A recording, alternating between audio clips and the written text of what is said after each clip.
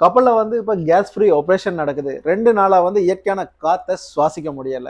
எங்கட கப்பல் ட்ரைடோக்கு போகுது. ட்ரைடோக்ன்ற கப்பல் ரிப்பேர் செய்யற இடம். அங்க கட்டிங், வெல்டிங் அண்ட் இந்த மாதிரி நிறைய ஃபயர் ஒர்க் எல்லாம் நடக்கும். அந்த நேரத்துல கப்பல்ல கேஸோ இல்லாட்டி ஃபியூலோ இருந்துச்சுன்னா அது எங்களுக்கு சேஃப் கிடையாது. அதனாடி கேஸ் ஃபியூல் எல்லாத்தையும் எம்டி பண்ணிட்டு தான் நாங்க உள்ள போகணும். எங்கட காகோ டேங்க்ல 30 டன் எத்திலீன் கேஸ் இருந்தது. அதை ரிலீஸ் பண்ற ஆபரேஷன் தான் இப்ப நடந்து கொண்டிருக்கு.